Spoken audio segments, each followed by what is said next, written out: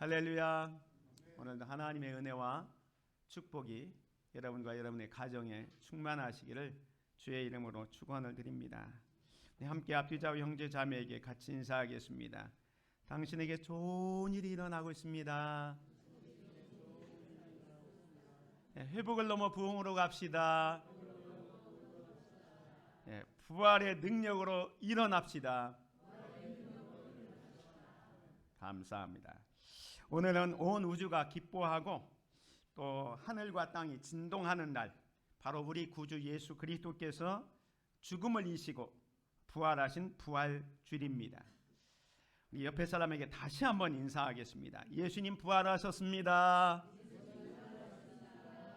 부활의 능력이 당신의 삶을 깨울 것입니다. 감사합니다. 부활의 능력으로 교회여 일어나라 라는 말씀으로 오늘 같이 말씀을 생각하겠는데요. 우리 주변을 돌아보면 종종 이런 질문을 들을 때가 있습니다. 교회는 왜 힘이 없는가? 왜 믿음의 성도들이 세상 사람보다 더 크게 불안하고 두려움 속에 사는가? 우리의 삶은 화려해지고 풍성해진 것 같지만 정작 신앙생활을 보면은 초대교회 성도들이 가졌던 그 야성을 다 잃어버린 듯 보입니다. 그러나 성경은 오늘 우리에게 분명히 선포합니다. 부활은 2000년 전에 있었던 과거의 사건이 아닙니다. 부활은 지금도 이 순간에도 영적으로 잠든 자를 깨우고 절망의 무덤에 갇힌 자를 일으켜 세우는 현재 진행형 능력입니다.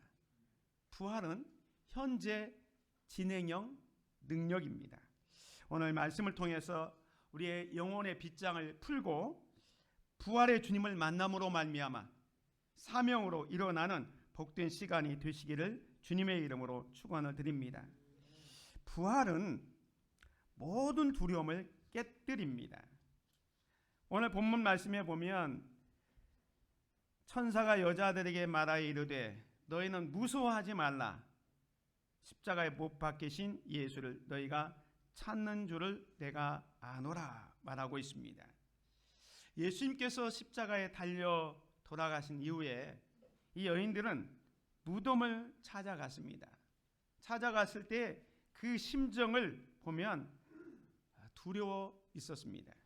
그런데 천사가 말하기를 너희는 무서워하지 말라라고 말씀하고 있습니다.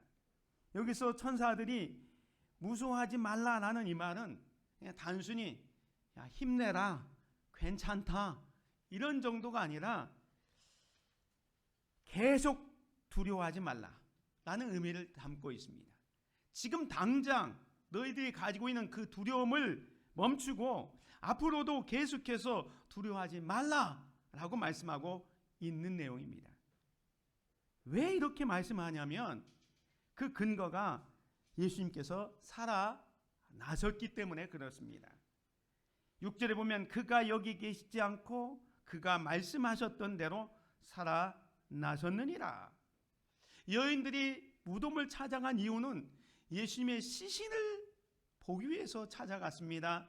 그래서 두려움과 걱정으로 찾아갔는데 천사들은 두려워하지 말라, 무서워하지 말라. 왜냐하면 그는 여기 계시지 않고 그가 말씀하시던 대로 살아나셨느니라. 할렐루야.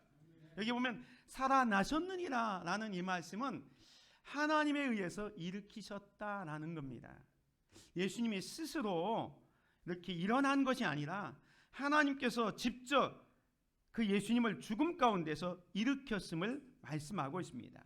다시 말하면 이 부활은 단순한 기적이 아니라 하나님의 그 능력으로 죽은 자가 일어났다라는 것을 선포하고 있는 것입니다. 사랑하는 성도 여러분, 우리 인간들이 가지고 있는 두려움 가운데 여러 가지가 있습니다. 가정의 문제, 자녀의 문제, 진로의 문제, 경제의 문제, 여러 가지 문제들로 우리는 두려워하고 걱정하고 염려하고 있습니다. 그런데 여러분이 가지고 있는 모든 문제 가운데 가장 큰 문제, 가장 우리에게 두려움을 주는 존재는 죽음이라는 겁니다. 이 죽음은 인간이 마주할 수 있는 가장 근본적이고 또 우리 힘으로 해결할 수 없는 문제입니다. 그런데 하나님께서 그 죽음을 해결하여 주셨습니다. 예수님의 부활은 단순한 소망이나 위로가 아니라 모든 두려움을 무너뜨리는 실제적인 근거가 됩니다. 그래서 천사들에게 너희는 무서워하지 말라, 더 이상 두려워하지 말라, 너희들이 가지고 있는 그 두려움, 무서움을 지금 당장 멈추고 이제부터 계속해서 무서워하지 말라. 왜냐하면 예수님께서 살아나셨기 때문이다 라고 말씀하고 있는 것입니다. 사랑하는 성도 여러분, 우리가 살아가면서 마주하는 질병의 문제, 경제의 문제, 자녀에 대한 염려, 미래에 대한 불안, 이런 것들이 현실적인 문제입니다. 그러나 죽음보다 더 큰 문제는 아닙니다. 그런데 우리의 가장 큰 문제, 죽음의 문제를 하나님께서 이기셨다면 이제 우리는 무엇을 붙들어야 됩니까? 가정의 문제, 진로의 문제, 경제의 문제, 이것보다 우리의 가장 큰 문제, 죽음의 문제를 해결해 주신 그 하나님께 우리의 시선을 고정하는 저와 여러분이 되기를 주의 이름으로 축원을 드립니다.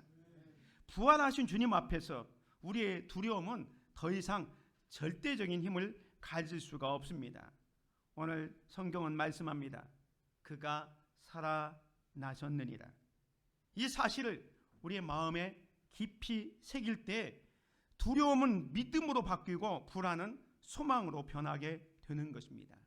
눈에 보이는 상황 때문에 두려워할 것이 아니라 눈에 보이지는 않지만 지금도 살아 역사하시는 그 하나님의 능력을 바라보며 살아가는 저와 여러분이 되시기를 주님의 이름으로 축원을 드립니다.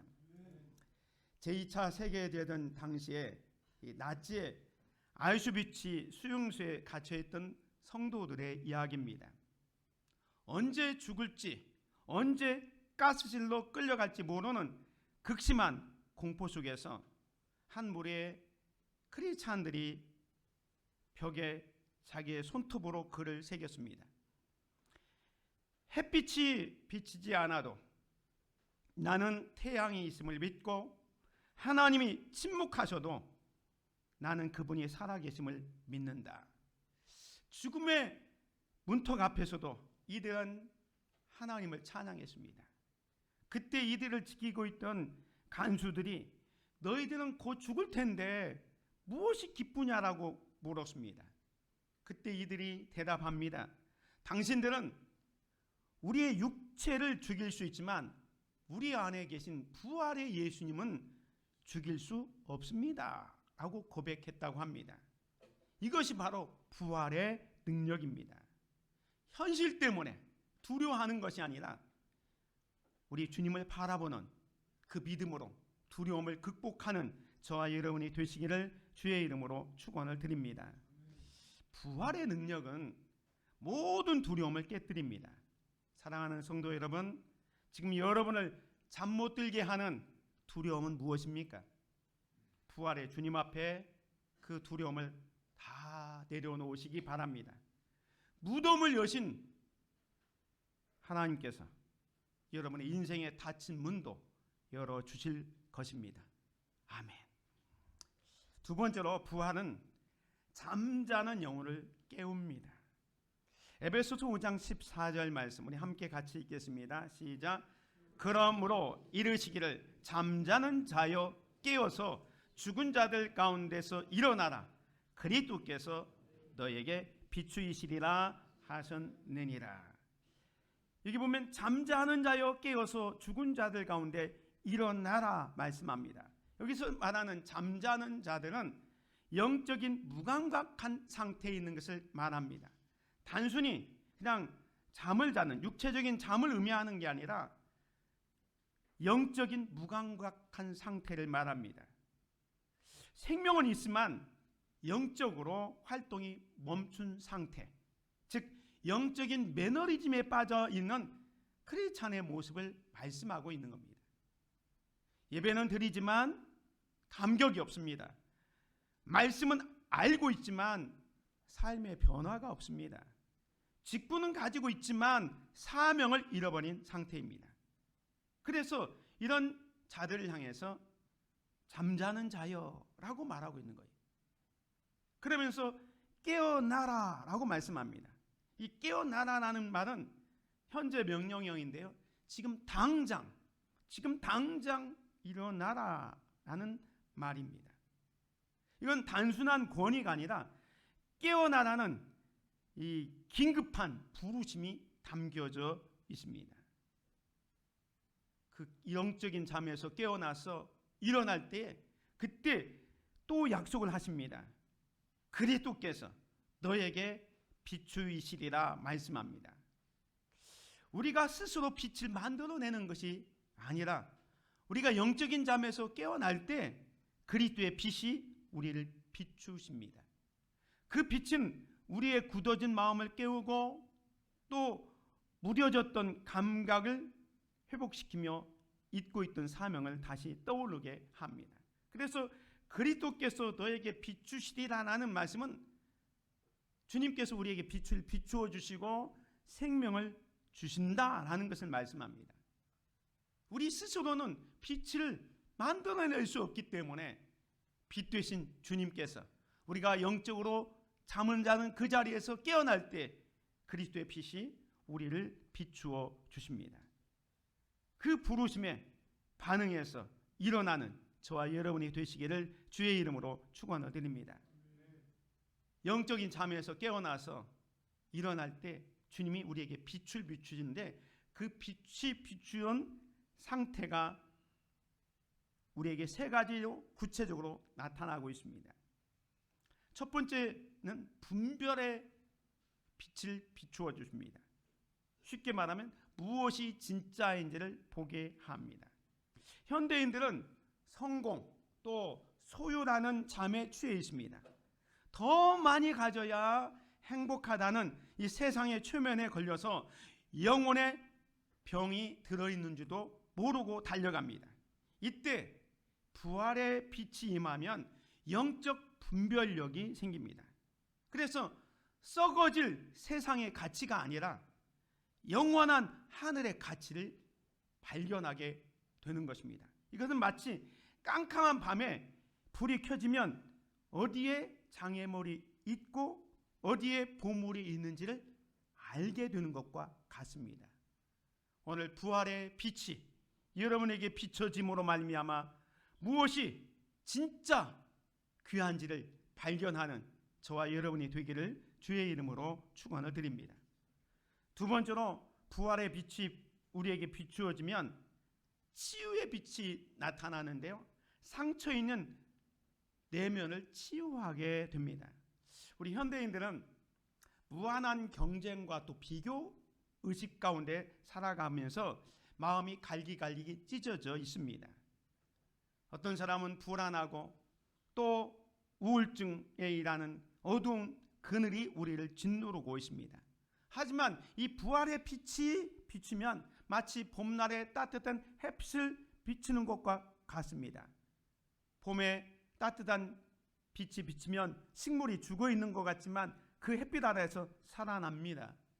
부활하신 주님이 우리의 내면에 비추기 시작하면 그동안 가지고 있던 내 마음의 근심과 걱정과 염려, 수치가 다 물러가게 되고 거절감이 치유되고 다시 살아날 소망을 얻게 되는 겁니다. 그 순간 나는 쓸모없는 존재다라고 했던 그 절망감의 잠에서 깨어나서 나는 하나님의 자녀다라는 정체성으로 일어나게 되는 것입니다. 오늘 부활의 아침에 예수님의 이 부활의 빛, 치유의 빛이 여러분 내면에 비추어짐으로 말미암아 상처 입은 여러분의 심령이 치유를 얻는 복된 시간 되시기를 주의 이름으로 축원을 드립니다. 세 번째로 주님이 비치는 이 빛은 동행의 빛입니다. 외로운 길에서 길잡이가 되어주십니다. 현대인들은 군중숙의 고독이라고 하잖아요. 사람들이 많이 있어도 혼자 있는 그런 고독함을 느끼고 살아갑니다. 어디로 가야 할지 모르고 방향의 그 감각을 잃어버린 때가 많이 있습니다. 그런데 이 부활의 주님은 갈 길을 인도해 주십니다. 부활의 주님께서 엘마오로 내려가는 두 제자를 만나 주시면서 그 두 제자에게 빛으로 찾아오셨고 그들의 눈을 밝혀 주셨던 것을 우리가 기억합니다. 오늘 우리가 삶의 현장에도 마찬가지입니다. 주님, 제가 지금 잠들어 있습니다. 저를 깨워주시옵소서라고 고백할 때 우리 주님은 우리 앞에 등불이 되어 주십니다. 그래서 막혔던 내가 어디로 가야 될지 막막한 길에 등불이 되어 주셔서 우리의 앞길을 인도해 주시고 또 이로운 길에서 우리와 동행해 주는 그러한 놀라운 축복을 경험하게 될 것입니다. 이 아침에 부활의 빛을 받음으로 말미암아 더 이상 방황하지 말고 주님과 동행하고 또 어디로 가야 될지 방향 감각을 잃어버리지 말고 믿음의 주요 온전케 하시는 주님을 향해서 달려가는 저와 여러분이 되시기를 주님의 이름으로 축원을 드립니다. 뉴욕의 깽단 두목이 회심한 이야기를 잠깐 하겠습니다. 주인공은 니키 크루즈입니다. 이 니키 크루즈는 이 뉴욕에서 가장 잔인한 깽단의 두목이었습니다. 마우스라는 그 깽단 두목이었는데요. 이 사람은 영적으로 완전히 죽어있는 상태였습니다. 사람들을 해치고 온갖 악한 일을 하면서도 아무런 죄책감을 느끼지 못하고 살아가는, 정말로 살아있는 시체와도 같은 삶이었습니다. 그런데 어느 날 이 데이비드 워커슨이라는 목사님이 그를 찾아왔습니다. 그 목사님이 이 니키 크루즈에게 얘기합니다. 예수님이 당신을 사랑합니다. 예수님은 여전히 당신을 사랑합니다. 라고 복음을 전합니다. 그때 이 니키 크루즈가 이 목사님을 때려 눕힙니다. 이 목사님이 그 다음날 또 나타났는데 손에 기부스를 하고 있는 거예요. 예수님은 당신을 사랑합니다. 또 복음을 전합니다. 이 복음이 이 니키 크루즈를 변화시키기 시작합니다. 깽단의 두목이었는데 그 마음속에 그리스도의 부활의 빛이 들어가면서 삶이 변하기 시작합니다. 물론 워커스 목사님의 끈질긴 사랑과 복음 앞에 결국 그는 거꾸러졌습니다. 이 니키 크루즈가 나중에 이런 고백을 합니다. 나는 그날 밤 무덤에서 나왔습니다. 미움으로 가득 찼던 내 심장에 부활하신 예수의 생명이 들어왔습니다 하면서 말 그대로 개과천선해서 깽단의 두목이 나중에 복음을 전하는 전도자가 됩니다. 그래서 그 당시에 수많은 청소년들에게, 방황하는 그들에게 복음을 전하는 귀한 일들을 감당했습니다. 아직도 살아 계십니다.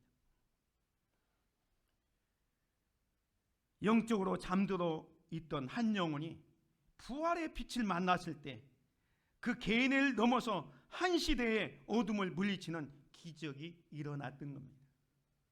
우리나라도 이와 같은 분이 있습니다. 바로 고 이열령 박사입니다. 대한민국의 최고의 지성이라 불렸던 이 이열령 박사가 오랫동안 자신의 지식이 최고라고 생각했습니다. 그런데 그 지식이라는 화려한 성벽 안에 갇혀서 영적으로는 잠을 자고 있었습니다. 기독교는 하나의 문화고 관념일 것이다 라고 생각을 했습니다. 그런데 그의 사랑하는 딸 이미나 목사가 겪은 고난과 실명의 위기에서도 부활의 소망을 가지고 살아가는 것을 목격하면서 정말로 신앙이 있을까?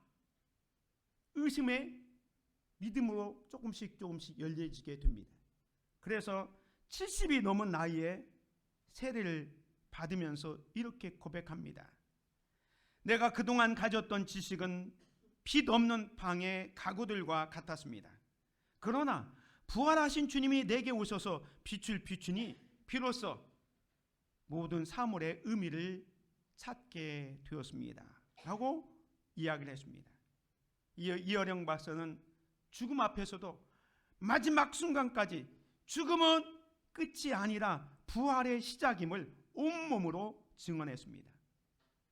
이 지성의 무덤에 갇혀있던 이 한 거인이 부활의 빛을 받자 온 국민의 영혼을 깨우는 생명의 메신저로 일어났던 것을 우리는 압니다. 사랑하는 성도 여러분, 부활의 능력은 영적으로 잠자는 영혼을 깨웁니다. 그리스도의 빛은 지금 이 시간 여러분의 어두운 마음을 향해 비추고 있습니다. 나는 안 돼, 이제 끝이야라는 이 절망의 이불을 걷어치우시기를 바랍니다. 나만 잘 살면 되라는 이기심의 잠에서 깨어나십시오. 부활의 주님이 비추시는 그 빛을 온몸으로 받으십시오. 그 빛이 여러분을 생명의 자리로 또 사명의 자리로 이끌어 가실 것입니다. 세 번째로는 부활은 교회를 사명으로 일으킵니다. 오늘 마태복음 28장 7절에 보면 천사들이 여인들에게 이렇게 말합니다. 또 빨리 가서 그의 제자들에게 이르되 그가 죽은 자 가운데서 살아나셨고 너희보다 먼저 갈릴리로 가시나니 거기서 너희가 배우리라 하라. 보라, 내가 너희에게 일렀느니라 하거늘. 지금 천사들이 이 여인들에게 하는 말이 무서워하지 말라. 그가 여기 계시지 않고 살아나셨느니라 라고 하셨을 뿐만 아니라 이제는 가서 이 부활을 전하라 라고 얘기하고 있습니다. 즉각적인 순종을 요구하고 있습니다. 실제로 부활을 경험한 사람은 가만히 있을 수가 없습니다. 이 여인들은 무서움과 또 예수님께서 부활하셨다는 큰 기쁨이 교차하는 가운데 오늘 본문 말씀 읽지는 않았지만 그 8절에 보면 무덤을 떠나 제자들에게 다름질해 가고 있는 것을 보게 됩니다. 사랑하는 성도 여러분, 부활신앙은 정적인 신앙, 즉 멈춰있는 신앙이 아니라 동적인 사명, 움직이는 사명을 향해서 달려가는 삶을 보여주고 있습니다. 교회가 왜 존재합니까?